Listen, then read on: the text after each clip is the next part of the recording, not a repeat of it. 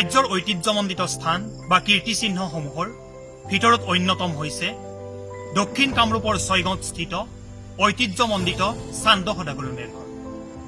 কিন্তু হেজাৰ হেজাৰ বছৰৰ ঐতিহ্যপূৰ্ণ চান্দ সদাগৰৰ মেৰঘৰ আজি কি অৱস্থাত আছে? সঠিকভাৱে সংৰক্ষণ কৰা হৈছেনে সতী বেউলা আৰু লক্ষীন্দৰৰ ঐতিহ্য বিজড়িত এই চান্দ সদাগৰৰ মেৰঘৰ? আহক আমি সবিশেষ জানিবলৈ চেষ্টা কৰোঁ।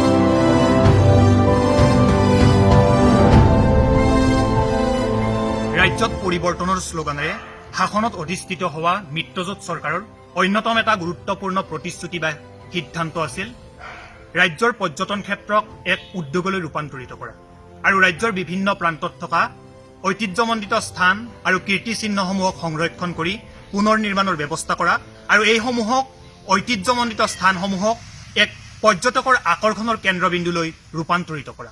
কিন্তু কাৰ্যত সেয়া বিভিন্ন ক্ষেত্ৰত বুমেৰাং হোৱা পৰিলক্ষিত হৈছে। আমি বৰ্তমান উপস্থিত আছো ঐতিহ্যমণ্ডিত ছয়গাঁৱৰ চান্দ সদাগৰৰ মেৰঘৰত আৰু ইয়াত এইসমূহ চৰকাৰৰ প্ৰতিশ্ৰুতি যেন অসাৰ হোৱা পৰিলক্ষিত হৈছে।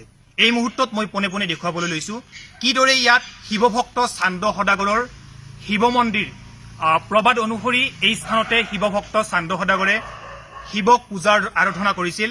কিন্তু আজি এই শিৱ মন্দিৰৰ যেন সম্পূৰ্ণ ধ্বংস হোৱাৰ দিশে গতি কৰিছে আৰু ৰাজ্য চৰকাৰৰ বিভাগসমূহৰ অনীহাৰ বাবে বিগত প্ৰায় 2 বছৰ পূৰ্বে ইয়াৰ মূল গম্বুজটো খহি পৰা পৰিলক্ষিত হৈছিল আৰু এই স্থানসমূহৰ বিভিন্ন প্ৰত্নতাত্ত্বিক সম্পদসমূহ বৰ্তমান যেন প্ৰত্নতাত্ত্বিক বিভাগ বা ৰাজ্যৰ পৰ্যটন বিভাগৰ অনীহা পৰিলক্ষিত হৈছে। এই মুহূৰ্তত আমাৰ সৈতে এগৰাকী এই অঞ্চলৰ সচেতন ব্যক্তি তথা ছয়গাঁও মহাবিদ্যালয়ৰ অধ্যাপক উপস্থিত আছে। আমি তেওঁৰ পৰা জানিবলৈ চেষ্টা কৰিম। আপোনাৰ কাষলৈ আহিছোঁ, কেনেকুৱা ধৰণৰ দৃশ্যপট পৰিলক্ষিত কৰিছে? যিহেতু ৰাজ্যৰ বিভিন্ন প্ৰান্তত থকা কীৰ্তিচিহ্নসমূহ চৰকাৰে সংৰক্ষণৰ ব্যৱস্থা কৰিম বুলি আশ্বাস প্ৰদান কৰিছিল, কিন্তু এই ঐতিহ্যমণ্ডিত হেজাৰ হেজাৰ বছৰ পুৰণি চান্দ সদাগৰৰ মেৰঘৰৰ ক্ষেত্ৰত আপুনি কি পৰিলক্ষিত কৰিছে? হয়, এই ক্ষেত্ৰত আমি এটা কথা ক'বই লাগিব যে চান্দৰ মেৰঘৰ সঁচাকৈয়ে অৱহেলিত হৈ আছে। আপোনালোকে ইয়াত দেখিছেই যে ইয়াৰ প্ৰত্নতাত্ত্বিক সমলসমূহ বিভিন্ন স্থানত সিঁচৰতি হৈ পৰি আছে আৰু এইবোৰ এতিয়া লাহে লাহে ধ্বংসৰ গৰাহলৈ গতি কৰিছে। প্ৰত্নতত্ত্ব বিভাগে ইয়াক সংৰক্ষণ কৰা ফলক এখন মাৰি থৈছে আৰু ইয়াত কিছু সামগ্ৰী এই ঘৰটোত সোমোৱাই থৈ তলা মাৰি থৈছে। তাক বাদে ইয়াক কোনো সংৰক্ষণৰ ব্যৱস্থা কৰা হোৱা নাই। ইয়াৰ পূৰ্বতে কিন্তু ইয়াত ৰাইজেই ইয়াতকৈ বেছি সংৰক্ষণ কৰিছিল। স্থানীয় ৰাইজৰ তত্বাৱধানত যেতিয়া আছিল তেতিয়াও এই সামগ্ৰীসমূহ কিছু পৰিমাণে সংৰক্ষিত হোৱা দেখা গৈছিল, কিন্তু প্ৰত্নতত্ত্ব বিভাগে ইয়াৰ দায়িত্ব লোৱাৰ পিছৰে পৰা ইয়াক সংৰক্ষিত কৰাৰ পিছৰে পৰা হিতে বিপৰীতে হোৱা দেখা গৈছে যে ইয়াৰ ধ্বংসাৱশেষসমূহত পুৰাণ প্ৰসিদ্ধ মেৰঘৰৰ এই ধ্বংসাৱশেষসমূহত প্ৰত্নতাত্ত্বিক বিভিন্ন গৱেষণাৰ ফচল থকা বুলি আমি ক'ব পাৰোঁ। কিন্তু ই লাহে লাহে গৱেষণাৰ সমলৰ পৰা হেৰাই যোৱাৰ উপক্ৰম হৈছে। ইয়াত যিবিলাক প্ৰত্নতাত্ত্বিক সম্পদ আছে এই সম্পদসমূহ সম্পূৰ্ণৰূপে জহি হৈ গৈছে আৰু ই একমাত্ৰ বিভাগীয় আৰু বিভিন্ন উৰ্ধ্বতন কৰ্তৃপক্ষৰ অৱহেলাৰ বাবে হোৱা বুলি আমি ক'ব পাৰোঁ। হয়, পৰ্যটন ক্ষেত্ৰত ইয়াত যথেষ্ট পৰিমাণে প্ৰচুৰ সম্ভাৱনা আছে। এই ঐতিহ্যমণ্ডিত স্থানখনিত কেনেকুৱা ধৰণৰ পৰ্যটন ক্ষেত্ৰৰ সম্ভাৱনা থকা বুলি আপুনি বিশ্বাস কৰে বা কি ক'ব বিচাৰে? হয়, নিশ্চয়। ছয়গাঁও অঞ্চল আচলতে পৰ্যটনৰ কাৰণে সম্পূৰ্ণ এটা উপযোগী অঞ্চল। ইয়াৰ লগতে সংলগ্ন হৈ আছে চন্দিকা দেৱালয়। এই পথেৰে যাব পাৰে, কলসিলৈ যাব পাৰে। ইয়াৰ পৰা বেছি দূৰত নহয় উকিয়াম, আন এটা অন্যতম আকৰ্ষণীয় পৰ্যটন। এই স্থানসমূহ যদি উন্নত কৰা হয় আমি নিশ্চয়কৈ আশা কৰিব পাৰোঁ যে ই এক ৰাজ্যৰ ভিতৰতে এক উল্লেখনীয় পৰ্যটনস্থলী আৰু প্ৰত্নতাত্ত্বিক স্থল হিচাপে ই পৰিগণিত হ'ব। ধন্যবাদ জনাইছোঁ। এই মুহূৰ্তত মই মোৰ সহযোগীক দেখুৱাবলৈ অনুৰোধ জনাইছোঁ। এইটোৱে হৈছে বিশেষ সেই শিৱ মন্দিৰটো যিটো শিৱ মন্দিৰ বিগত 2 বছৰ পূৰ্বে চৰকাৰী অনীহা বা অন্য ধৰণৰ ক্ষেত্ৰত থকা বিভিন্ন ধৰণৰ ত্ৰুটিৰ বাবে হঠাতে খহি পৰিবলগীয়া এক পৰিৱেশৰ সৃষ্টি হৈছিল আৰু বৰ্তমান ইয়াত ৰাইজে পুনৰ নিৰ্মাণ কৰিবলৈ চেষ্টা কৰি থকা হৈছে আৰু ৰাইজৰ প্ৰচেষ্টাতে প্ৰথম সেই মুহূৰ্তত তাৎক্ষণিকভাৱে ইয়াত টিন আৰু বাঁহেৰে তেওঁলোকে সংৰক্ষণ কৰাৰ চেষ্টা কৰিছিল, কিন্তু এয়া যেন বৰ্তমান এক বিভাগীয় অনীহা বা অন্য কাৰণত যেন চিৰস্থায়ী হ'বলৈ গৈ আছে।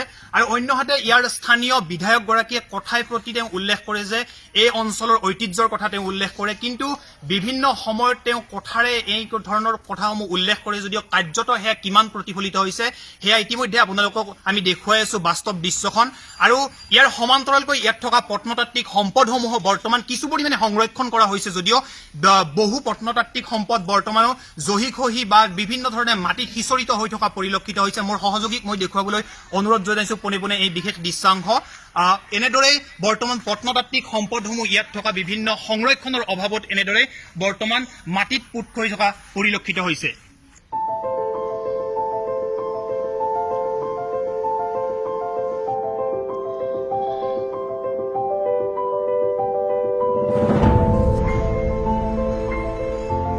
ইতিমধ্যে আপোনালোকক জনাইছো ঐতিহ্যপূৰ্ণ চান্দ সদাগৰৰ মেৰঘৰৰ বৰ্তমানৰ অৱস্থাৰ কথা।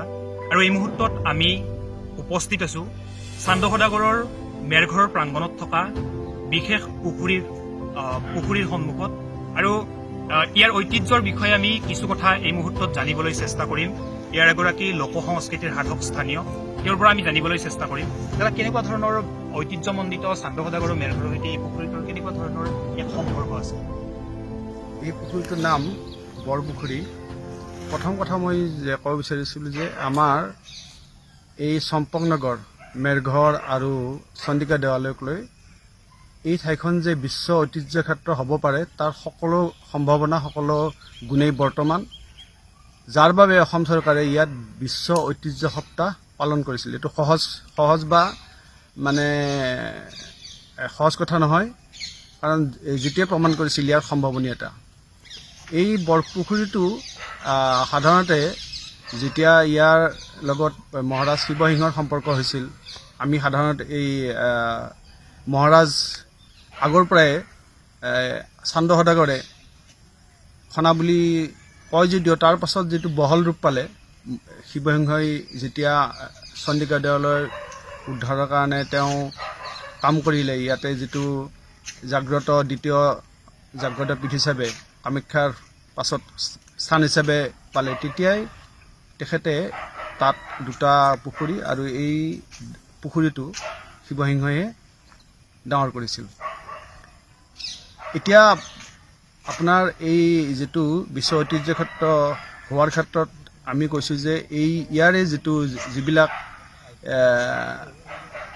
আপোনালোকে শিল যিখিনি দেখিলে প্ৰত্নতাত্ত্বিক বিভাগেও ইয়াত স্বীকাৰ কৰিছে যে এই কাহিনীবিলাক শিলে কোৱা মতে দশম শতিকাৰ, সেইটো এটা গুৰুত্বপূৰ্ণ। আৰু ইয়াৰ যিবিলাক কাহিনী গীত আছে গোটেই অঞ্চলত প্ৰচলিত, যিটো ট্ৰেডিশ্যনেল গীতবিলাকে পৰম্পৰাগত গীতসমূহে সাধাৰণতে এটা ইতিহাস গোটেই পৃথিৱীতে কয় যে ইতিহাসটো সেই ট্ৰেডিশ্যনেল গীত মাতৰ পৰা কেনেকৈ সৃষ্টি হয়। এই অঞ্চলটোত বেউলা লক্ষীন্দৰক লৈ ইমানখিনি গীত মাত প্ৰচলিত আছে, সেইটোৱে কয় যে এইটো বিশ্ব ঐতিহ্য ক্ষেত্ৰ মানে হোৱাৰ পূৰ্ণ সম্ভাৱনা আছে।